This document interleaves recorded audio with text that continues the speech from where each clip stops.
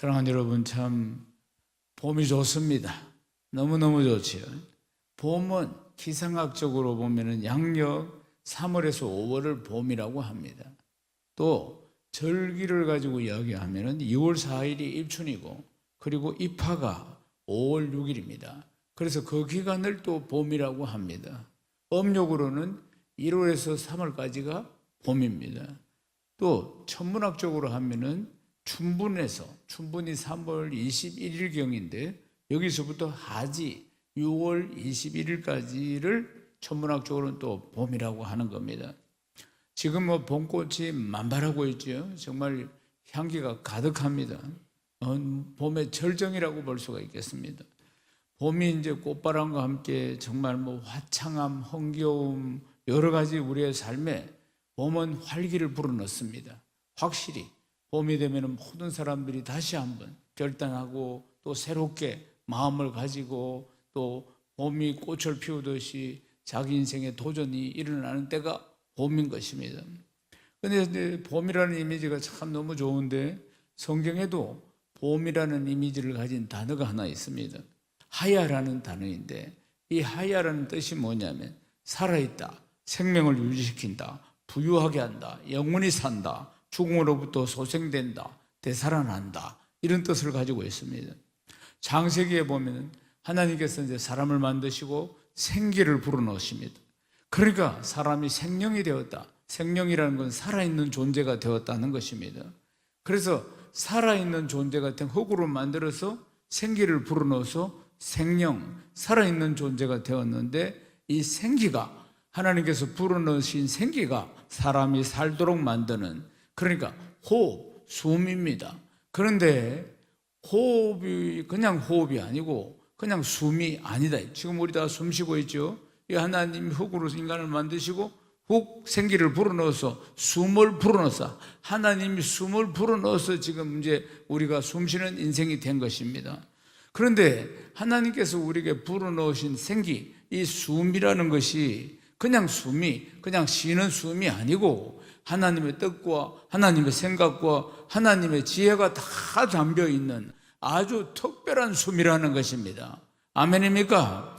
특별한 호흡을 하나님께서 우리를 만드시고 불어넣어 주셨다는 것입니다. 그러니까 하나님의 숨, 하나님의 생기가 우리 안에 들어와서, 그래서 우리가 하나님을 알게 된 것입니다. 하나님의 특별한 숨을 우리에게 불어넣어 주셔서 하나님을 알게 하셨고, 그래서 이 숨이, 이 생기가 하나님과의 관계를 만들어 주시고, 그리고 이게 생명의 숨이고, 그로 인해서 우리가 하나님의 형상을 드러내는 특별한 존재로, 이 세상의 모든 피조물 중에서 가장 특별한 존재로 생기를, 숨을, 하나님의 숨을 불어넣으셔서 하나님의 형상으로 우리를 창조하신 것입니다. 할렐루야. 그래서 이 생기가, 숨이 후 불어넣어서, 그래서 생기를 불어넣어서 사람을 살게 하셔서 생명이 되었다, 성경이 그렇게 말씀하고 있습니다. 그런데 이렇게 생기를 불어넣어서, 숨을 불어넣어서 하나님의 형상으로 하나님을 알게 하시고 하나님과 동행하게 하시고 하나님과 살게 하셨는데, 하나님으로 인해서 기뻐하는 인생으로 만드셨는데, 그러나 아담과 하와가 사단의 계계로 무너집니다. 그리고 죄가 하나님과 아담과 하와의 사이를 갈라놓아서 결국 그들은 하나님을 떠나고, 죄의 삭은 사망인데, 그래서 죽음이 그들에게 찾아온 것입니다. 사랑하는 여러분, 그러니까 하나님과의 관계가 끊어진 인생은, 그런 계절로 이야기하면은 아주 차가운 겨울과 같은 인생 아니겠습니까? 그래, 겨울과 같은 인생, 아담과 하와는 겨울과 같은 인생을 보내면서 하나님과 동행하며 살았던 그 따스한 봄날을 계절로 표현하자면 참으로 그리워했을 것이라는 겁니다. 그래서 하나님께서 때가 되어서 하나밖에 없는 아들 예수 그리스도를, 우리를 구원하시고자 이 땅에 보내주셨는데, 사단은 모든 괴계를 다 부려서, 그리고는 결국은 예수님을 그 악한 무리들과 함께 십자가에 못 박게 만듭니다. 그리고는 십자가에서 죽습니다. 그러니까 사단과 그 세력들과 그의 추종자들은 자기들이 다 승리했다, 우리를 구원할 메시아를 죽였기 때문에 승리했다, 그렇게 생각하고 있었습니다. 그러나 성부 하나님은 사흘 만에 예수님을 부활시킨 것입니다. 부활시켰습니다. 할렐루야. 고린도전서 15장 45절입니다. 기록된 바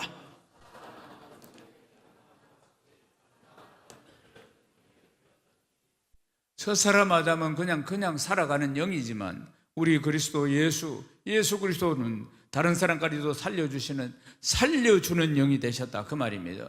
살려주는 영입니다. 예수 그리스도는 살려주는 영이십니다. 에스겔의 마른 뼈들이 있었습니다. 그들에게, 그 골짜기에 있는 뼈들에게 생기야 사방에서부터 불어와서 이 죽음을 당한 자들에게 붙어서 살아나게 하라. 그러니까 마른 뼈들이 다 살아나서 군대가 된 것 아닙니까? 오늘 봄날처럼 다 살아난 것입니다. 사랑하는 여러분, 예수 그리스도는 살려주는 영으로 우리 안에 성령으로 와 계십니다. 부활의 영으로 와 계십니다. 부활의 능력으로 와 계시는 것입니다. 고린도후서 3장 17절을 읽겠습니다. 주는 영이시니 주의 영이 계신 곳에는 자유가 있느니라. 할렐루야. 주님이 주시는 해방과 자유가 풍성한 예배가 되시기를 주의 이름으로 축원합니다. 예수님의 제자들은 3년 반 동안 주님을 따라다녔습니다. 그러나 3년 반 동안 주님을 따라다녔지만 사람들이 크게 변하지 않았습니다. 늘 고정관념에 사로잡혀 있었고 늘 자기 생각에 사로잡혀 있었습니다. 그렇지만은 사도행전으로 넘어와서 사도행전 2장 1절에서 4절 마가의 다락방에서 저들이 전혀 기도에 힘썼을 때 불같이 바람같이 성령이 임하시고 나서 순식간에 제자들이 변화된 것입니다. 사랑하는 여러분, 성령이 역사하시면은 큰 역사, 큰 변화가 일어나는 줄로 믿습니다. 그리고 나서 그들은, 그전에는 문고리를 잡고 벌벌벌벌 떨고 있던 그들이 얼마나 강하고 담대한지 문을 박차고 나가서 부활의 복음을 전거하기 시작했다는 것입니다. 그러니까 수많은 능력과 표적과 기사들이 또 이 사도들을 통해서 살려주는 영이신 그리스도께서 역사하심으로 놀라운 역사가 일어나게 된 것입니다. 제자들은 충만하여서, 성령으로 충만하여서, 말씀으로 충만하여서 부활의 복음, 그들이 목격한 이 부활의 복음을 전하는데 그들에게 성령께서 기름 부어주셔서 지혜와 지식의 말씀으로 가르치고 전도하고 치유하고 예수님의 3대 사역을 감당하고 있었던 것입니다. 사랑하는 여러분, 갈라디아서 5장 1절 말씀 또 읽어보십시다. 그리스도께서 우리를 자유롭게 하려고 자유를 주셨으니 그러므로 굳건하게 서서 다시는 종의 멍에를 매지 말라. 종의 멍에를 매지 말라. 정말 참 자유와 해방을 누리도록 가난한 자를 부유케 하고 포로된 자를 자유케 하고 눈먼 자를 보게 하고 눌린 자를 해방시켜 주시는 살아있는 영, 살아서 역사하시는 영, 사랑하는 여러분, 그 영으로 우리가 충만해야 할 줄로 믿습니다. 그러면서 다시는 종의 멍에를 매지 말라고 말씀합니다. 종의 멍에를 맨다는 게 뭡니까? 다시 옛사람으로 돌아가는 것을 말합니다. 옛사람은 어떤 사람이었습니까? 예수 믿기 전에 나는 어떤 사람이, 내 인생의 주인은 내라고 생각하면서 살아왔던 사람 아니겠습니까? 그래서 인간적인 수단과 방법을 다 동원해서 자기가 바라는 이 세상에서 바라는 것, 육신의 정욕과 안목의 정욕과 이 세상의 자랑들을 거머쥐려고 하면서 몸부림쳐 왔던 인생 아니겠습니까? 그 종의 멍에는 그리스도 없이 살아갈 때, 그러니까 그리스도 없이, 그리스도가 내 인생의 주인이신데 그리스도 없이 살면은 내 인생의 주인은 내고, 그리고 결국 인생 끝에 가보면은 죄의 노예가 되어서 살았다는 것을 알게 됩니다. 그래서 이렇게 열심히 사는데도 한쪽 구석에는 고독하고 한쪽 구석에는 허무하고 결국은 마지막에 남는 것은 허무한 인생이라고 고백하는 것 아니겠습니까? 그런 사람이 종의 멍에를 메고 살아가는 것입니다. 사랑하는 여러분, 성령의 능력으로 살아야 합니다. 성령 충만해야 한다는 것입니다. 우리가 성령의 능력으로 살지 않고 성령으로 충만하지 않으면 다시 옛날로 돌아가는 겁니다. 다시 내가 내 인생의 주인이 되는 것이고, 그리고 죄의 노예가 되어서 살아가게 되는 것입니다. 그래서 그리스도께서 우리를 자유롭게 하려고 자유를 주셨으니, 그러므로 굳건하게 서서 다시는 종의 멍에를 메어서는 안 될 줄로 믿습니다.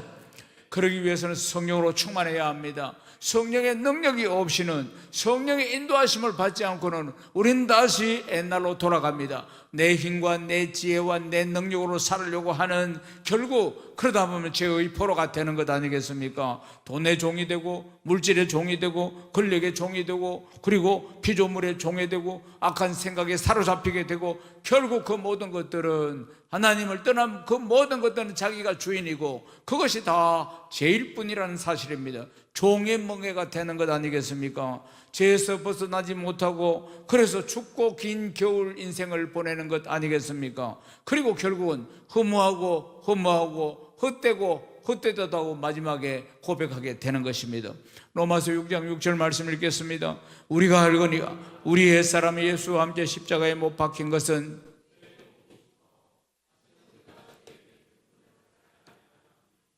다시는 우리가 죄에게 종노릇 하지 아니하려 함이니. 사랑하는 여러분, 우리는 새로운 피조물입니다. 아멘이십니까?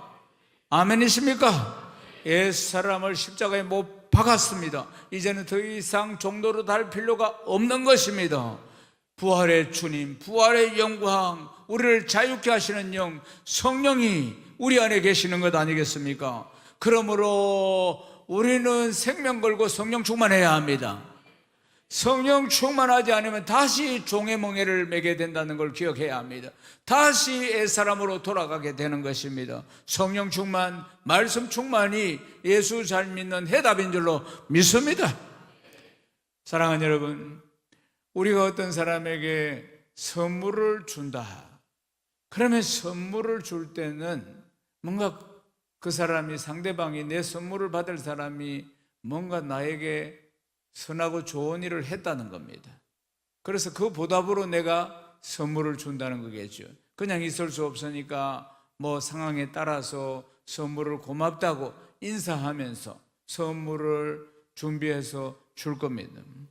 그런데 하나님께서 우리에게 선물을 주셨는데, 그런데 우리가 이 선물을 받을 만한 일들을 해서 받은 것이 아니고, 선물을 받을 만한 자격이 있어서 받은 것이 아니고, 회개하고 예수를 믿자 하나님께서 우리에게 선물로 성령을 보내주셨습니다.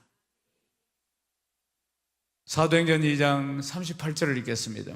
베드로가 이르되 너희가 회개하여 각각 예수 그리스도의 이름으로 세례를 받고 제사함을 받으라. 그리하면 성령의 선물을 받으리니. 성령을 선물로 받는다는 것은 무슨 뜻이냐면 예수 그리스도의 통치 안으로 들어오는 것을 말하는 것입니다. 주님의 통치 안으로 들어오는 것을 말씀하는 것입니다. 사랑하는 여러분, 성령 충만은 내가 그리스도와 함께 죽고 그리스도와 함께 살고 그리스도의 통치를 받고 영원히 그리스도와 함께 그리스도의 삶의 이끄심을 따라서 진리의 성령, 자유케 하는 영으로 충만한 것을 말씀하는 것입니다. 아멘이십니까? 사랑하는 여러분, 그래서 주님이 이렇게 말씀하는 거예요. 사람이 자기가 악할지라도 자식에게만은 좋은 것을 줄 아는데, 하늘 아버지께서, 좋으신 우리 아버지 하나님께서 성령을 달라고 구하는 자에게 반드시 주신다, 이렇게 말씀하셨습니다. 누가복음 11장 13절 읽어봅시다. 너희가 악할지라도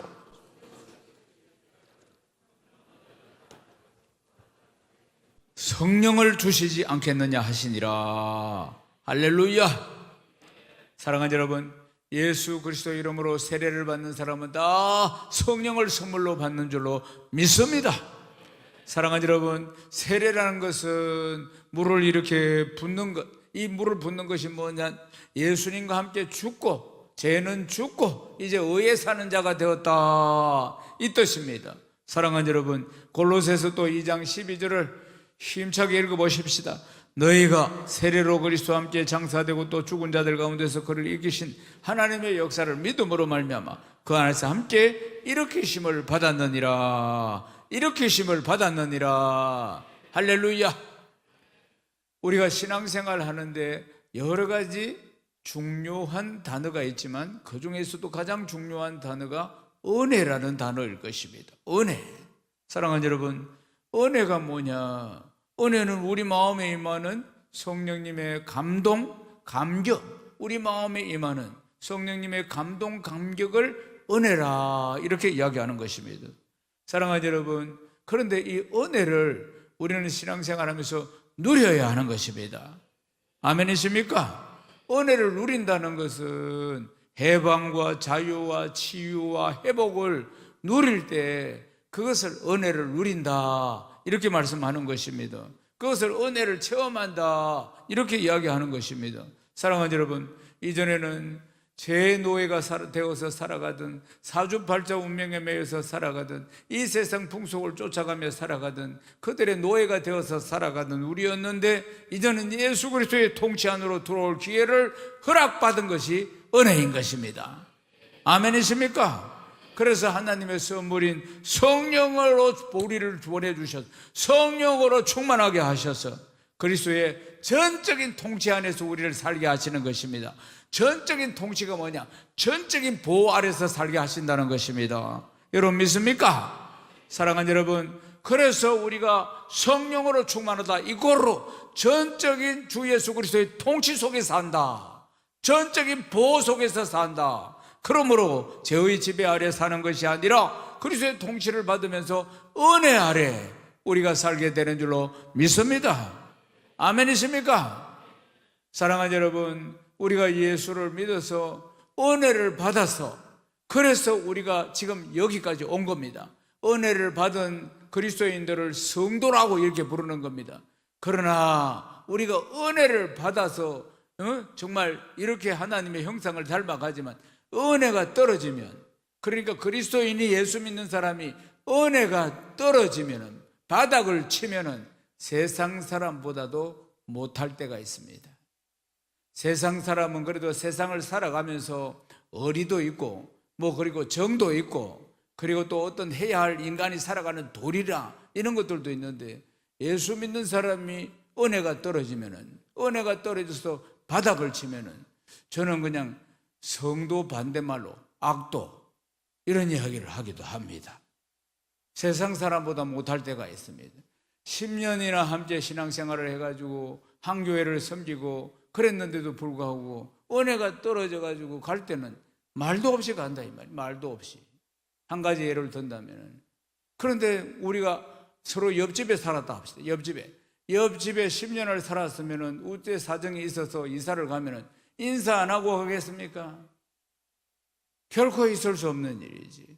다 그래도 내 간다, 어디로 간다고 서로 정말 고마웠다. 그래도 같이 살면서 애들 학교 갔다 올 때 그럴 때 자기가 맞이할 수 없으면 좀 받아달라 하기도 하고 이러면서 이웃이 좋은 거 아니겠어요? 그렇게 서로가 살았으면은 10년 살다가 그러면 이사 갈 때는 그러면은 인사하고 가죠. 이 신앙생활 하는데 보면은 10년이나 한 교회를 섬기고 은혜 받고 직분 받고 하다가 은혜가 떨어져서 갈 때는 사요나라 인사도 없이 언제 갔느냐는 듯이, 언제 그랬느냐는 듯이 그런 일들이 얼마나 비일비재한지 모릅니다.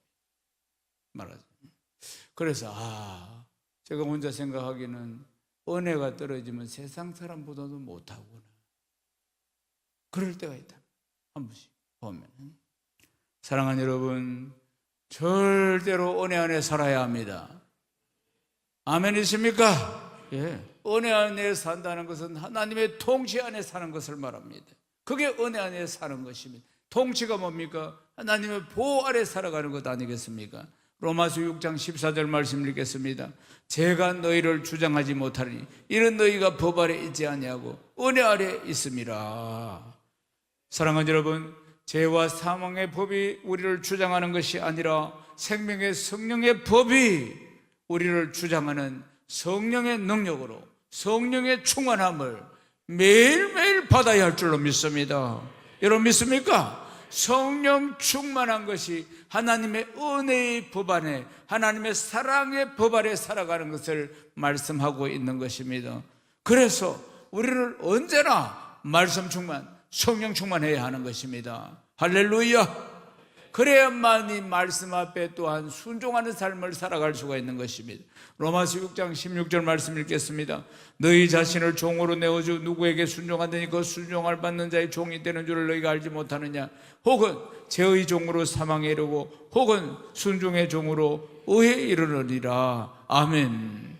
사랑하는 여러분, 성령께서 우리 안에 계십니다. 오늘 성령께서 흘러 넘치도록 우리가 충만해야 할 줄로 믿습니다.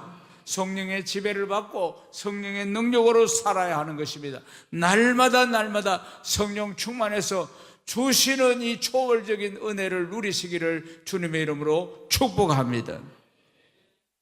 예수님이 이제 부활하시고 성천하시고 그리고는 힘써서 기도해라, 그리고 기다려라, 성령을 받을 때까지 힘써서 기도하고 그렇게 말씀하셨어요. 그래서 마가의 다락방에 모여서 사도들과 120문도들은 힘써서 전혀 기도에 임합니다. 그리고 나서 그들은 불같은 성령, 바람같은 성령을 받게 됩니다. 성령을 받고 나서 모두가 완전히 급격하게 변화가 됩니다. 그전에는 두려워서 문고리만 잡고 있던 그들이 문을 박차고 나가서 부활의 복음, 그들이 부활의 증인이기 때문에 부활의 복음을 전가하기 시작합니다. 그때부터 교회는 활기를 띠기 시작하고 부흥이 일어나기 시작합니다. 베드로와 요한이 사도행전 3장에 보면은 성전 미문 앞에 앉아있는, 태어날 때부터 불구가 되어서 성전 미문 앞에 앉아서 구걸하고 있는 이 사람을 성령 받고 나서 그리고 그 자리에서 바로 주 예수 이름으로 일으켜 세우고 건강하게 만듭니다. 하나님이 전적인 역사였어요.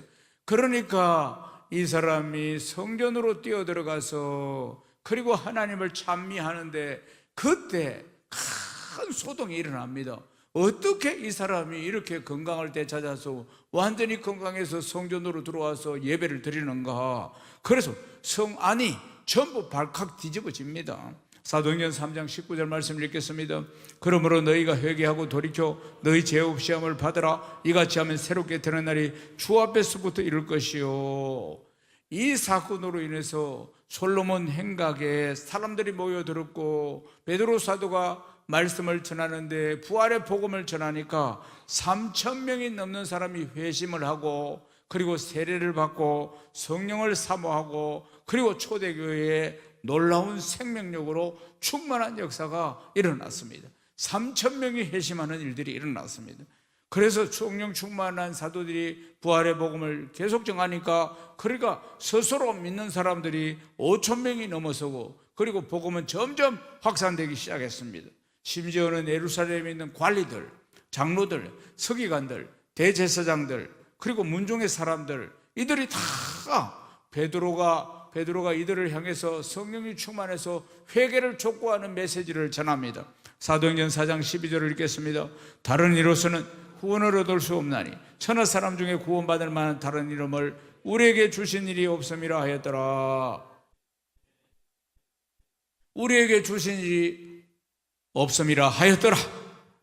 사랑하는 여러분, 권력을 잡은 이들이 주 예수 이름으로 전하는 이 복음을 받아들이는 사람들도 있었지만은 이제 기득권을 가지고 있는 이런 사람들이 또 협박하면서 이제 이 예수 이름으로 뭘 하지 말고 가르치지 말라고 그렇게 협박을 합니다. 그렇지만은 담대하게 전하는 모습을 봅니다. 사도행전 4장 19절에서 20절을 읽겠습니다. 베드로와 요한이 대답하여 이르되 하나님 앞에서 너희 말을 듣는 것이 하나님의 말씀을 듣는 것보다 옳은가 판단하라. 우리는 보고 들은 것을 말하지 아니할 수 없다. 말하지 아니할 수 없다. 예수님 공생의 사역 동안 여러 일들이 많이 있었는데 이런 일이 있었습니다. 부자 청년이 어떻게 하면은 영생을 얻을 수 있는지 예수님께 물었습니다. 그러니까 예수님이 네 재산을 팔아서 가난한 자에게 다 주고 나를 따르라. 그러니까 이 부자 청년이 고민을 하다가 자기가 할 길로 가버렸습니다. 이때까지만 해도 예수님의 가르침에 대해서 다 반신반의하고 있었다 그 말입니다. 예수님이 어떤 분이신지 제대로 알지 못했다 그 말입니다. 많은 사람들이 예수님의 메시지를 듣지만은 반신반의하고 있었습니다. 그런데 예수님이 십자가에서 죽으시고 그리고 부활하시고 그리고 여러 사람들이 목격하고 그때부터 이들이 예수님이 하신 말씀의 뜻을 깨닫기 시작하고 본격적으로 깨달은 것은 성령이 임하시고 나서 확실히 알게 된 것입니다. 사랑하는 여러분, 그래서 생명 걸고 부활의 복음을 성령의 능력으로 전하기 시작했다는 것입니다. 그러니까 많은 무리들이 그때부터 예수님의 제자가 되고자 이제 사도들 앞으로 나오고 교회 앞으로 나옵니다. 그리고 가난한 이들 위해서 자기의 재산을 다 이렇게 내놓고 바나바를 비롯해서 많은 사람들이 교회 앞에 사도들 앞에 많은 재산을 내놓습니다. 그래서 사도들이 그걸 가지고 각 사람들에게 필요를 따라 나누어 줍니다. 사도행전 2장 44절에서 45절을 읽겠습니다. 믿는 사람이 다 함께해서 모든 물건을 서로 통용하고 또 재산과 소유를 팔아 각 사람의 필요를 나눠주며 성령께서 그들에게 감동을 주심으로 인해서 그러니까 예수님이 공생애 동안 전하신 말씀, 이 말씀을 깨달아 그들이 이렇게 한 것입니다. 주님이 뭐라고 말씀하셨느냐? 누가복음 18장 24절에서 25절을 읽겠습니다. 예수께서 그들을 보시고 이르시되 재물이 있는 자는 하나님 나라에 들어가기 얼마나 어려운지 낙타가 바늘귀로 들어가는 것이 부자가 하나님 나라에 들어가는 것보다 쉬우니라 하시니. 그래서 그들이 주님의 말씀을 깨닫고 그렇게 이렇게 실천해 들어갔다는 사실입니다. 무엇보다도 그때 큰 쇼크를 준 사건이 뭐냐면 세리장 부자인 삭개오가 회심한 사건이었습니다. 삭개오가 그러니까 돌감난나무 위에 올라가서 예수님 한번 보려고 하다가 그리고 예수님이 부르셨습니다. 삭개오야, 내가 오늘 네 집에 유하겠다. 삭개오는 그 당시에 세리들의 장이었지만 그러나 유대인들에게는 죄인이요, 그것도 아주 악한 죄인이고, 그리고 또 그를 가까이 하지 않는, 죄인의 집에 가지 않는, 마치 창기보다도 더 악하게 취급을 한 죄인이었습니다. 그런데 예수님이 삭개오의 집에 거하겠다. 요한복음 1장 12절에 영접하는 자 곧 그 이름을 믿는 자들에게 하나님 자녀가 되는 권세를 주신다고 하셨습니다.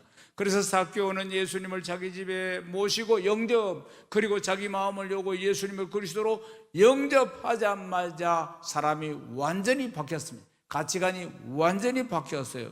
그래서 이렇게 이야기합니다. 누가복음 19장 8절을 읽겠습니다. 삭개오가 서서 주께 여짜오되 주여 보시옵소서, 내 소유의 절반을 가난한 자들에게 주겠사오며 만일 누구 것을 속여 빼앗은 일이 있으면 내 갑절이나 갚겠나이다. 할렐루야. 예수님의 말씀대로 제자의 삶을 살고자 실천하는 사람들은 너나 할 것 없이 모두 다 한마음 한뜻으로 자신의 재물들을 서슴없이 교회 앞에 내어놓은 것을 볼 수가 있습니다. 사도행전 4장 32절에서 35절을 읽겠습니다. 믿는 무리가 한마음과 한뜻이 되어 모든 물건을 서로 통용하고 자기 재물을 조금이라도 자기 것이라 하는 이가 하나도 없더라. 사도들이 권능으로 주 예수의 부활을 증거하니 무리가 큰 은혜를 받아 그 중에 가난한 사람이 없으니 이는 밭과 집 있는 자는 팔아 그 판 것의 값을 가져다가 사도들이 발 앞에 두며 그들이 각 사람의 필요를 따라 나누어 줌이라. 할렐루야. 그런데 이런 상황 가운데서도 사단의 역사가 있습니다. 욕심과 재물에 미련을 버리지 못한 아나니아와 삽비라 부부 말입니다. 아나니아 삽비라 부부도 자기들도 그렇게 되고 싶었어요. 그래서 전 재산을 팔아서 손에 딱 쥐는 순간에 욕심이 찾아왔습니다. 아깝다.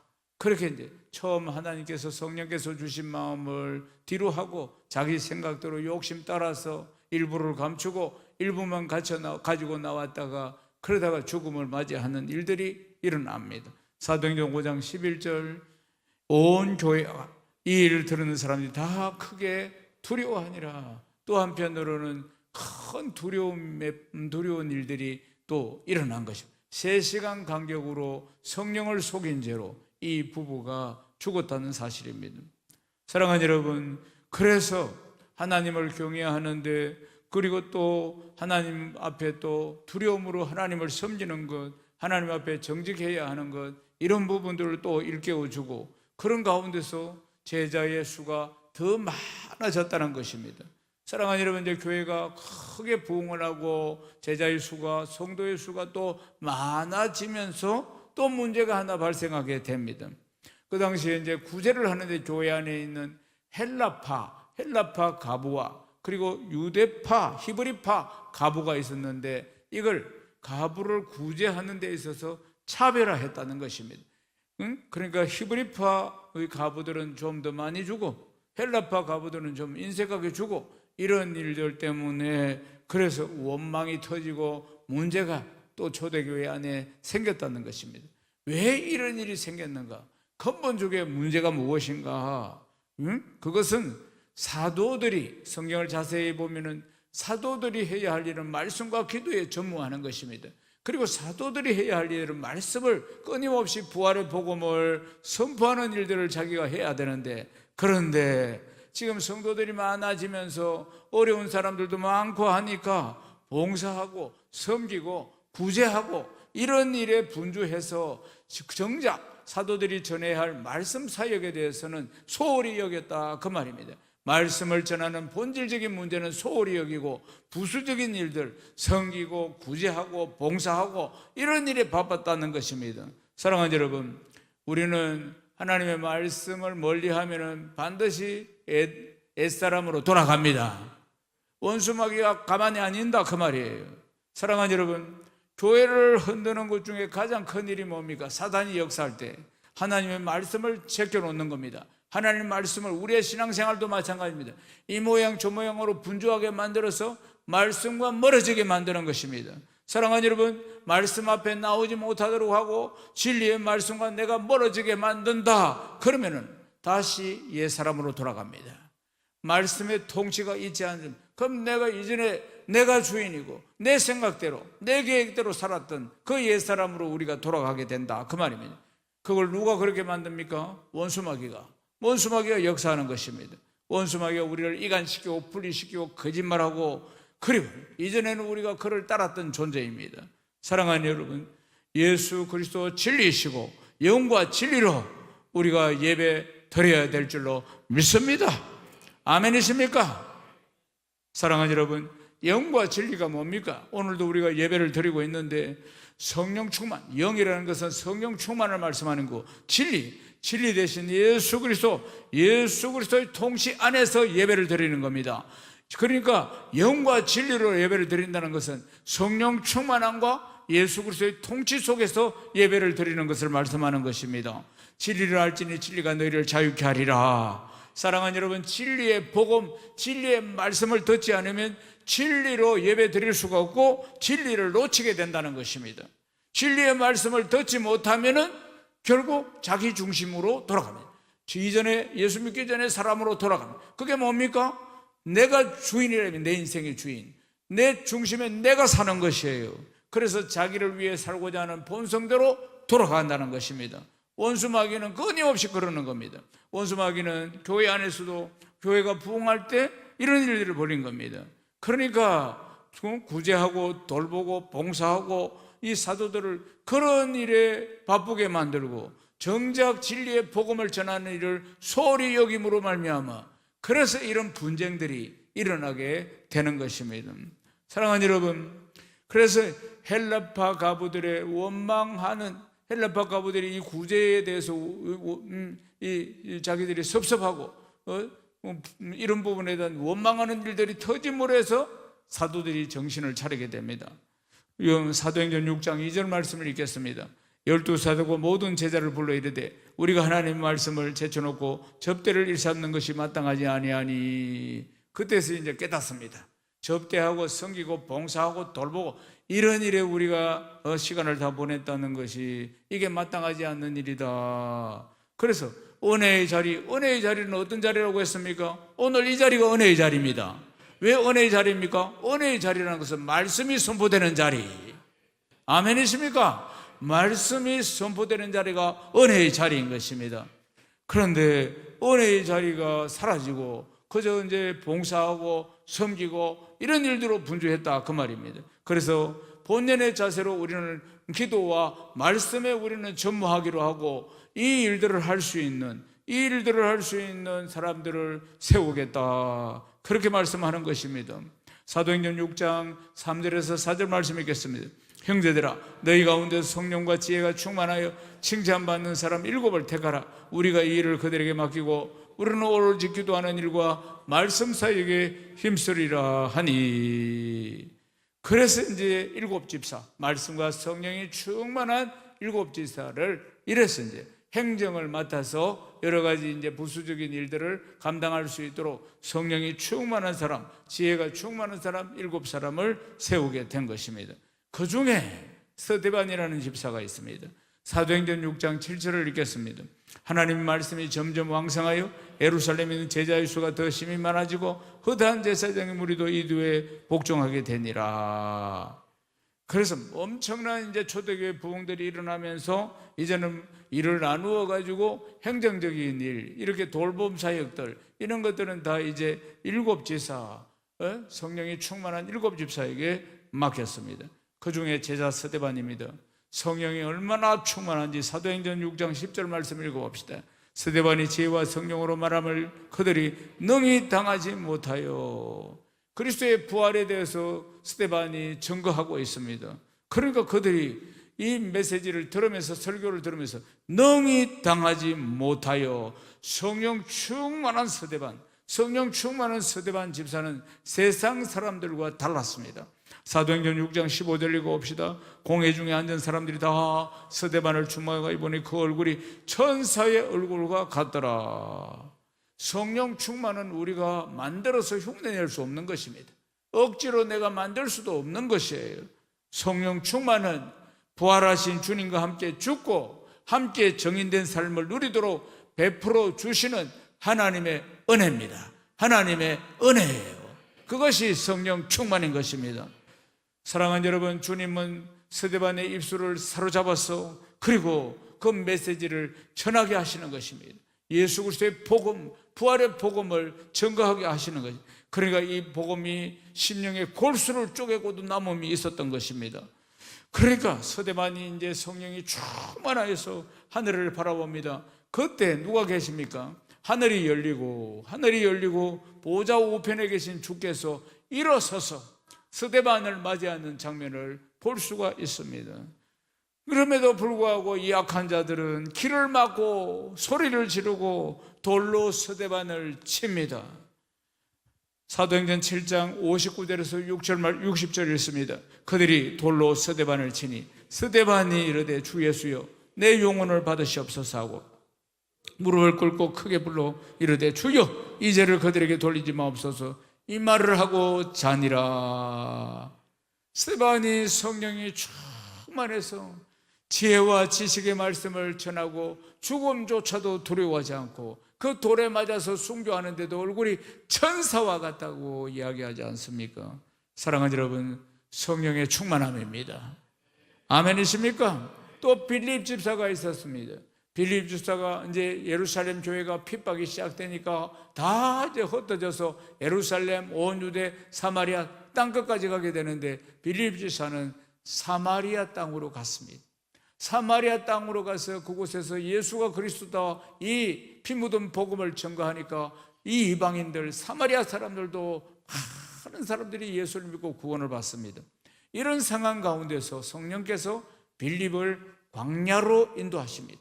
광야에는 누가 있었냐면 에티오피아 사람 네시가 지금 이제 예루살렘에 갔다가 절기를 지키고 내려오고 있는 상황이었습니다.